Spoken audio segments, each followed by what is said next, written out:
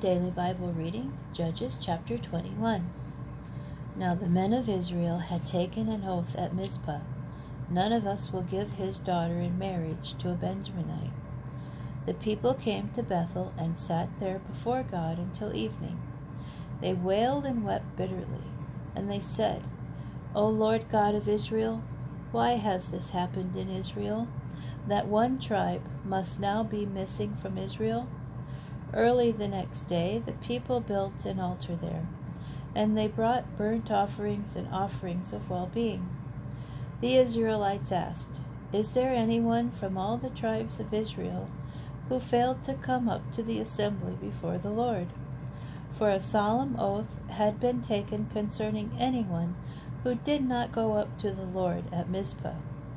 He shall be put to death. The Israelites now relented toward their kinsmen, the Benjaminites, and they said, This day one tribe has been cut off from Israel.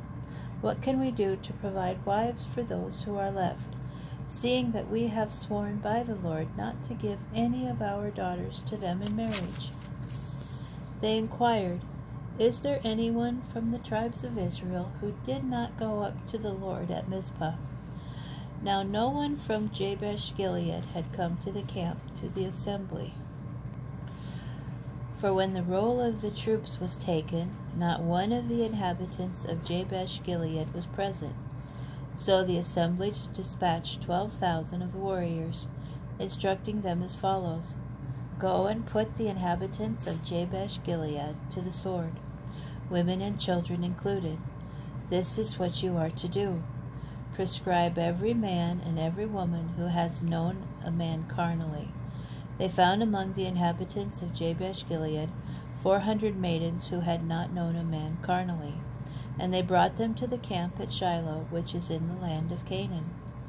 Then the whole community sent word to the Benjaminites who were at the rock of Rimmon, and offered them terms of peace. Thereupon the Benjaminites returned, and they gave them the girls who had been spared from the women of Jabesh-Gilead, but there were not enough of them. Now the people had relented toward Benjamin, for the Lord had made a breach in the tribes of Israel. So the elders of the community asked, What can we do about wives for those who are left, since the women of Benjamin have been killed off? For they said, There must be a saving remnant for Benjamin, that a tribe may not be blotted out of Israel. Yet we cannot give them any of our daughters as wives, since the Israelites had taken an oath. Cursed be anyone who gives a wife to Benjamin. They said, The annual feast of the Lord is now being held at Shiloh. It lies north of Bethel, east of the highway that runs from Bethel to Shechem, and south of Lebanah. So they instructed the Benjaminites as follows, Go and lie in wait in the vineyards.